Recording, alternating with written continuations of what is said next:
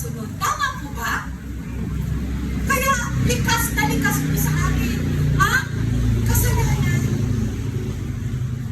Hindi tayo sumusunod sa Diyos. Ang gusto natin ang nasusunod. Kaya